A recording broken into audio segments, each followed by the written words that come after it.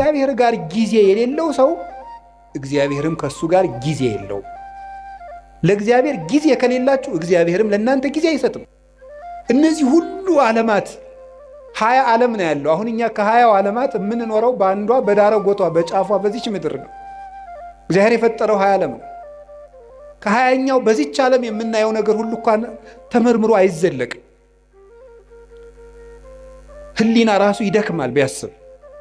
እንኳንስ ሌላውን ያንን ሰው ተፈጥሮ እንኳን ብታዩት ሊገባና አይችልም። እንደዚህ ያሉ ድንቅ ነገሮች የተደረጉት በ6 ቀን ነው። የጊዜን ጥቅም አያችሁት?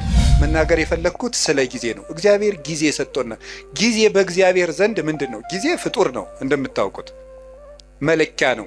እግዚአብሔር ያለ ጊዜ ነው የኖረው። ዘመን ሳይፈጠር እግዚአብሔር ነበረ። ጊዜ ፍጡር ነው። በቤተ ክርስቲያን አስተምሮ የመጀመሪያ ሰዓት ትባላለች። ቁጥር የተጀመረው መጋቢት 29 ቀን ነው። መጋቢት 29 እና መጋቢት 30 ሚያዝያ 1 በሊቃውንት አነጋገር ዕለተ ጠቢባን ይባላል። ኦክሲጅንን ሰዎች የሚያዙበት ቢሆን ኑሮ ለስንት ቀን መቆየት እንደምትችሉ አስባችኋል? ኦክሲጅን በሆኑ ሰዎች እጅ ቢሆን ኑሮ ሁላችን ገለውን አናድርም ብላችሁ ነው? እነዚያ ሰዎች እነገሌ ናቸው እንዳትሉ ወስዳችሁ አታነካኩኝ። እኔ ያልኩኝ በሰዎች እጅ ቢሆን ኖሮ ነው ያልኩት።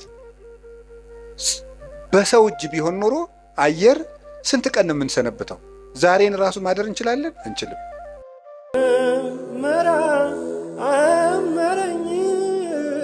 በስመ አብ ወወልድ ወመንፈስ ቅዱስ አሐዱ አምላክ። በስመ አብ ወወልድ ወመንፈስ ቅዱስ አሐዱ አምላክ። በስመ አብ ወወልድ ወመንፈስ ቅዱስ አሐዱ አምላክ። ዛሬ በዚህ ርዕስ በዚህ ቦታ እንድንማማር የፈለግኩት ጊዜ ለኦርቶዶክሳውያን ምንድን ነው የሚለውን ነው። ለኦርቶዶክሳውያን ለእኛ ለክርስቲያኖች ጊዜ ምንድን ነው ነው ጊዜ እንዴት ነው? እግዚአብሔር በምድር ላይ ከሰጠን በጣም ትልቁ ስጦታ ጊዜ ነው። እግዚአብሔር ማንም ሊሰጠን የማይችለው እግዚአብሔር የሰጠን እድል ጊዜ ነው። እንደው ይገርማችኋል፣ ግን ሰው ይሄንን ትኩረት ሰጥቶት አያውቅም። ሀብት የማይመስሉ ብዙ ነገሮች አሉ የማናስተውላቸው። ለምሳሌ እንደው የገጠሩ ሰውም ይተርታል። ጤና ሀብት አይመስልም ይላል፣ ውሃ ገንዘብ አይመስልም ይላል። የጤና ሀብትነት ለሰው አይረዳውም። ብዙ ጊዜ የውሃ ሀብትነት አይረዳውም። የአየር የኦክሲጅን ሀብትነት አንረዳውም። ኦክሲጅንን ሰዎች የሚያዙበት ቢሆን ኑሮ ለስንት ቀን መቆየት እንደምትችሉ አስባችኋል? ኦክሲጅን በሆኑ ሰዎች እጅ ቢሆን ኖሮ ሁላችን ገለውን አናድርም ብላችሁ ነው? እነዚያ ሰዎች እነገሌ ናቸው እንዳትሉ ወስዳችሁ አታነካኩኝ። እኔ ያልኩኝ በሰዎች እጅ ቢሆን ኖሮ ነው ያልኩት። በሰው እጅ ቢሆን ኖሮ አየር ስንት ቀን ነው የምንሰነብተው? ዛሬን ራሱ ማደር እንችላለን? አንችልም። የውጩን ይቅርና በዚህ ያለውን በህዋ ላይ የተለቀቀውን ኦክሲጅን ይቅርና ያንተን አየር እንዳታስወጣ ብንባልስ? አይቻልም ብንባል እናድራለን? የራሳችን አየር እንዳይወጣ ብንከለከል መኖር እንችላለን? አንችልም። የአካል ክፍሎቻችንን ስጦታነት አስተውለን አናውቅም። እግዚአብሔር የሰጠንን ነገር ሰዎች ሊያደርጉልን የማይችሉ እንዲሁ እግዚአብሔር ምን አደረገልኝ እንላለን እንጂ እግዚአብሔር አንድ ቀን ጣፊያን ራሱ ስራ እንድታቆም ቢያደርጋት መኖር እንችላለን? እንችላለን? በሰውነታችን ያለውን የጨው መጠን ማን ሊያጣራው ይችላል? ስለዚህ እንሞታለን ማለት ነው። ፊኛ ስራ ብታቆም መኖር ይቻላል? ይቻላል? እስኪ ንገሩኝ።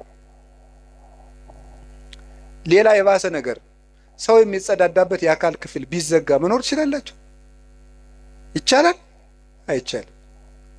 እግዚአብሔር የሰጠን የአካል ስጦታ ማንኛውም ሰው የከበረ ሰው እንኳን ከብሮ የሚውለው እኮ መጸዳዳት ስለቻለ ነው። የከበረ ሰው እንኳን ቢሆን እና እግዚአብሔር እንዴት አድርጎ ስጦታ እንደሰጠን ማስተዋል አለበት። ደስ እንዲላችሁ ከፈለጓችሁ እጃችሁ ላይ ያለውን እግዚአብሔር የሰጣችሁን ጸጋ ማስተዋል፣ የሌለንን እየቆጠርን ከምናዝን ያለንን እያየን መደሰት ነው። ደስታ ከውጭ አይመጣም፣ ከህሊናችን ነው የሚመጣው።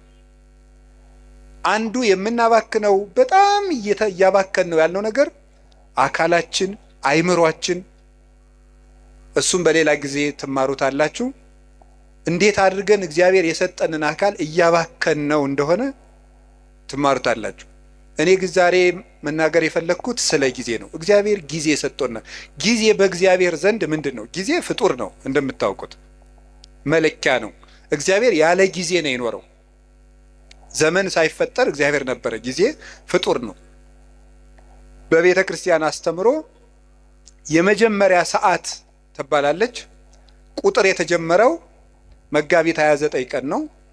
መጋቢት 29 እና መጋቢት 30 ሚያዝያ 1 በሊቃውንት አነጋገር ዕለተ ጠቢባን ይባላሉ። ጠቢባን ሥላሴ አንድ ሳይሉ 29 ብለው ስለጀመሩ ነው።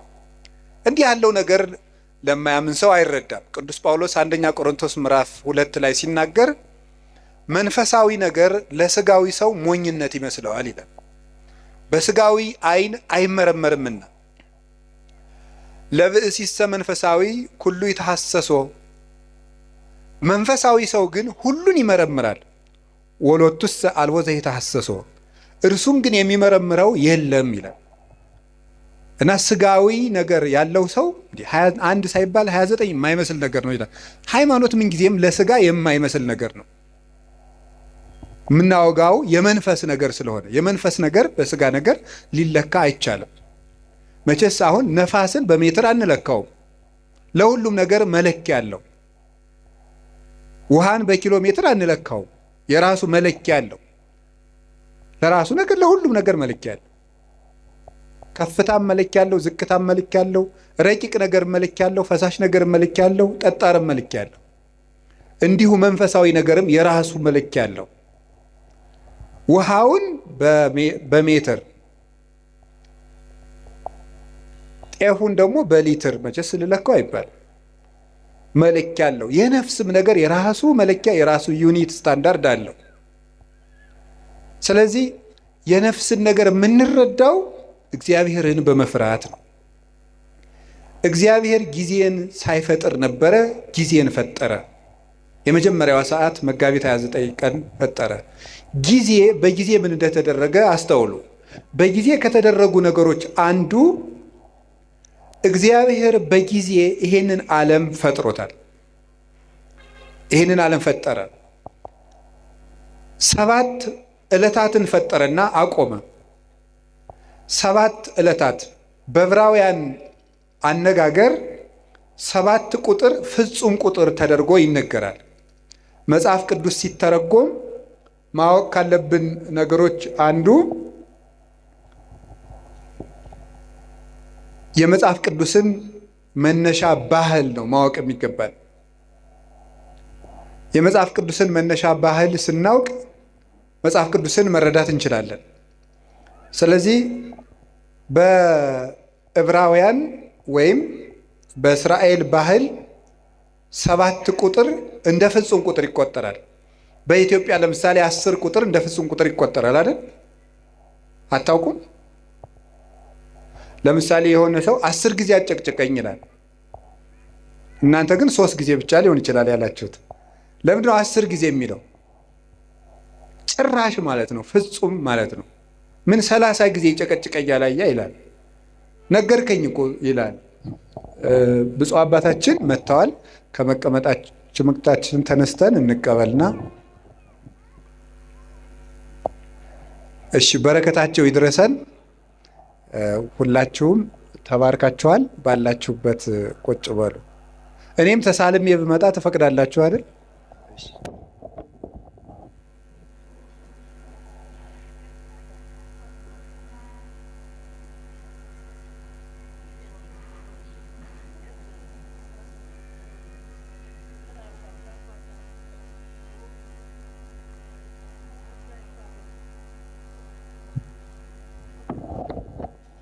እሺ ወደ ትምህርታችን እንሄድ።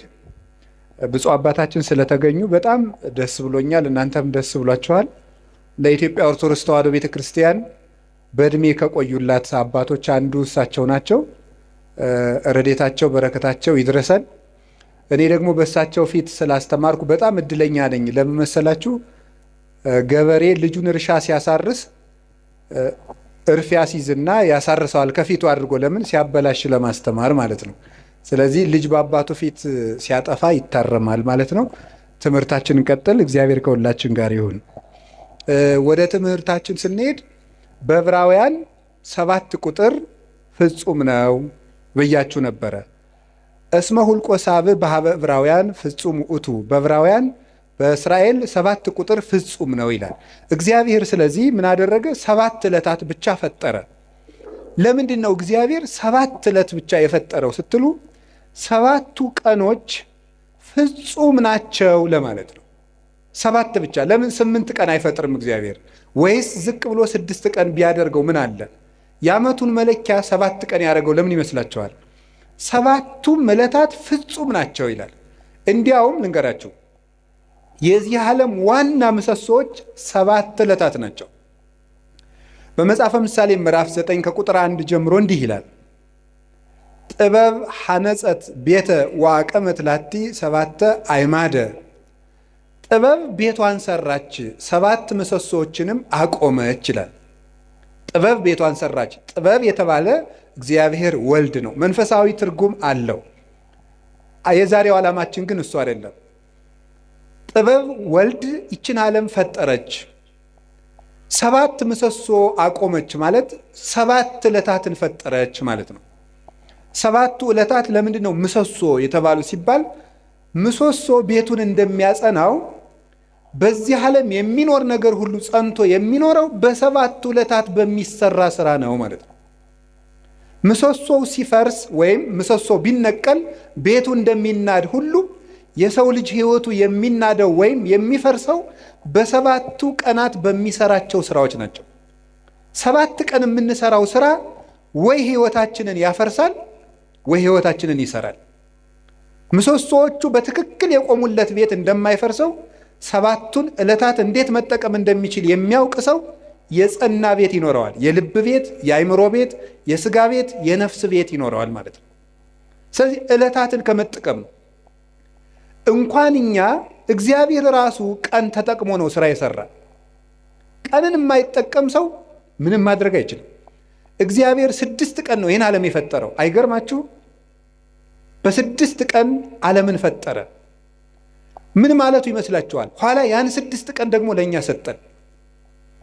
የሰጠኋችሁ 6 ቀን እኔ ዓለምን የፈጠርኩበት ነው። እናንተ የምትቀልዱበት እሁድ 4 ባህሪያት የተፈጠሩበት ነው። መሬት፣ ውሃ፣ ነፋስ፣ እሳት፣ 4ቱ ባህሪያት፣ 7 ሰማያት፣ መላእክት፣ ብርሃን፣ 8 ፍጥረታትን ያከናወንኩበት ቀን ነው። እናንተ የምትቀልዱበት ሰኞ ይሄን የምታዩትን ጠፈር የዘረጋውበት ቀን ነው። እናንተ የምትቀልዱበት ማክሰኞ በምድር ላይ ያሉ እጽዋትን ሁሉ የፈጠርኩበት ቀን ነው። እናንተ እንደዋዛ የምትገፉት ረቡዕ በዚህ ዓለም የሚያሸበርቁ ፀሐይ፣ ጨረቃ፣ ከዋክብትን ያበራሁበት ቀን ነው።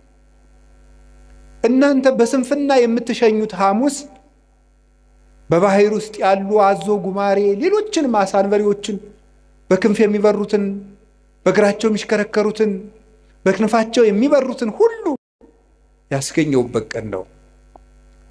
እናንተ በዋዛ በፈዛዛ የምታሳልፉት ዓርብ በአርአያዬ በአምሳሌ ሰውን የፈጠርኩበት ቀን ነው ማለቱ ነበረ። ሰኞ፣ ማክሰኞ፣ ረቡዕ እንደዋዛ ሲያልፉ እነዚህ ትዝ ብለዋቸው ያውቃል? እነዚህ ሁሉ ዓለማት 20 ዓለም ነው ያለው። አሁን እኛ ከ20 ዓለማት የምንኖረው በአንዷ በዳረጎቷ በጫፏ በዚች ምድር ነው። እግዚአብሔር የፈጠረው 20 ዓለም ነው።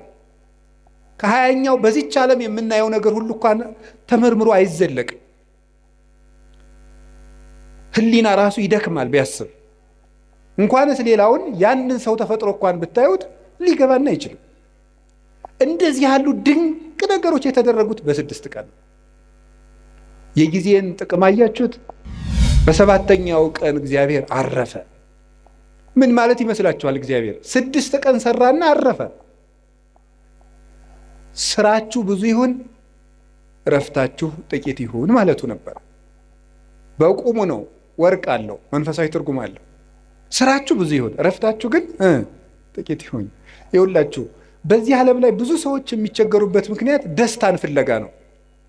ደስታ ደግሞ ከመስራት የሚመጣ ነው እንጂ ከማረፍ የሚመጣ አይደለም። ሐዘን ከየት ይወለዳል ካላችሁኝ፣ ከረፍት ብዛት ነው። የኃጢአት ምንጮች የሚባሉት መብል፣ መጠጥ፣ የረፍት ብዛት፣ እንቅልፍ ናቸው። ስለዚህ እረፍት የሚያበዙ ሰዎች ምንጊዜም ህይወታቸው ሐዘንተኛ ነው። የእንቅልፍ ብዛት የተቦጫጨቀ ልብስ ያስለብሳል ይላል ሰሎሞን። ድሃ ያደርግሃል ማለት ነው ብዙ የምትተኛ ከሆነ። የእንቅልፍ ብዛት መጽሐፍ ቅዱስ ነው ያለው፣ የተቦጫጨቀ ልብስ ያስለብሳል። ጊዜን ባለመጠቀማችን ምክንያት አይ ጊዜ የሰጣቸው እና ያገሌ ሀብታሙ ነው ምናምን ቢባል የድንቁርና ጉዳይ። በጊዜ ያለመጠቀማችን እንዴት እንደሚጎዳን ተመልከቱ። እስቲ ርዕሳችን ምንድን ነው? እስቲ በሉ ምን አላችሁኝ? ጊዜ ለምን? እግዚአብሔር በጊዜ ዓለምን ምን አደረገበት አልኳችሁ? ፈጠረ፣ ዓለምን አጸናበት። ጊዜ ምሰሶ ነው። ጊዜ መፍጠሪያ ነው። የሌለን ነገር ማምጫ ነው። ጊዜውን የሚጠቀም ሰው የሌለ ነገር ያመጣል። እግዚአብሔር በጊዜ የሌለን ነገር አመጣ። ሰማይ አልነበረ፣ ምድር አልነበረ። የሌለንን ነገር ማምጣት ከፈለጋችሁ ጊዜያችሁን ተጠቀሙ። ጊዜ ላይ የሚቀልድ ሰው ምኞቱን ታቅፎ ይሞታል እንጂ ምንም አያመጣም። ጊዜ ነው የሌለውን ያመጣል። እግዚአብሔር በጊዜ ለክቶ የምህረት ቀጠሮ ሰጠ። በኖህ ዘመን 120 ዓመት ሰጠው አለ። 100ውን ቀለዱ፣ በ20 አጠፋቸው። 20ውን ትቶ አጠፋቸው። በኖህ ዘመን የነበሩ ሰዎችን 120 ሰጣቸው። 20ው ሲቀር ንስሐ እንገባለን ሲሉ 100 ሳያልቅ ጨረሳቸው። ጊዜን ካልተጠቀምክበት ብሰጥህም አትጠቀምበት ብሎ ወሰዳቸው። ዛሬ ለምን ይመስላችኋል የምንቀሰፈው? እግዚአብሔር ጊዜ ሰጠ፣ አልተጠቀምንበትም። ስለዚህ እየቀነሰ ይወስደናል ማለት ነው። በሰጠን ጊዜ ካልተጠቀም ከእድሜያችን ቀንሶ ያነሳናል። የማያፈራለትን ዛፍ በጓሮው የሚንከባከብ ገበሬ ጅል ማን አለ? ሌላው የባስ በጠፈጠፉ እየተንጠፈጠፈ ሌሎችን አዝመራዎች እንዲያጠፋቸው ነው። ይልቁን በጊዜ መቁረጥ ነው። ስለዚህ እግዚአብሔር ይቆርጣል። የማያፈራውን ፍሬ የማያፈራውን ዛፍ ከሱ ይቆርጡታል ብሎ ነግሮናል። ወይወዲዎ ውስተ እሳተ ገሃነም፣ በእሳት ያቃጥሉታል። ምን? ፍሬ የማያፈራውን ቅርንጫፍ። አነ ውእቱ ሐረገ ወይን ዘጽድቅ ወአንትሙ አይጹቂሁ ንበሩ በየ ወአነብክሙ፣ እኔ የወይን ሐረግ ነኝ፣ እናንተ ደግሞ ቅርንጫፎች ናችሁ። በእኔ ኑሩ፣ እኔም በእናንተ እኖራለሁ። ፍሬ አፍሩ፣ ካላፈራችሁ ትቆርጣላችሁ አለ። እግዚአብሔር በጊዜ ምሕረት ሰጠ። በጊዜ ያልተጠቀሙትን ደግሞ አጠፋቸው። እግዚአብሔር ለመወለድ 5500 ዘመን ቀጠረ። 5500 ዘመን ሲፈጸም ተወለደበት። ዋመ በጽሐ ጊዜሁ ፈኖ እግዚአብሔር ወልዶ ዋሂደ ወተወልደ እምብእሲት። የዘመን ፍጻሜ በደረሰ ጊዜ እግዚአብሔር ተቀዳሚ ተከታይ የሌለ ልጁን ውረድ ተወለድ ሙት ተሰቀል ብሎ ለኩነተ ሥጋ ወደዚህ ዓለም ላከው። ንዕድ ክብርት ከምትሆን ከመቤታችንም ተወለደ ይላል። ጊዜው በደረሰ ጊዜ በጊዜ እግዚአብሔር ተወለደ። በጊዜ ዓለምን ፈጠረ፣ በጊዜ ቀጠረ፣ በጊዜ ሱባዔ አስቆጠረ፣ በጊዜ ትንቢት አናገረ። ጊዜው ሲደርስ ደግሞ ተወለደ። እግዚአብሔር በጊዜ ምስጢር ገለጠ። በጊዜ ጌታችን መድኃኒታችን ኢየሱስ ክርስቶስ ብዙ ሰርቶበታል። ምስጢርም የሚገለጠው በጊዜ ነው። በጊዜው ተጠመቀ፣ በጊዜው ተወለደ፣ በጊዜው አደገ፣ በጊዜ ጾመ 40 ቀን፣ በጊዜ አስተማረ 3 ዓመት ከ3 ወር፣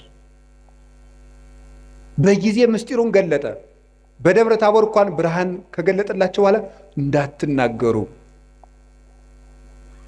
እስከ ዓመ ይትፌጸም በጊዜሁ፣ ጊዜው እስኪደርስ ድረስ በትንሣኤ ልቡናችሁ ቀንቶላችሁ ምስጢር ተከናውኖላችሁ በሀብተ መንፈስ ቅዱስ ተሰርታችሁ እስክትናገሩት ድረስ ቆዩ አላቸው።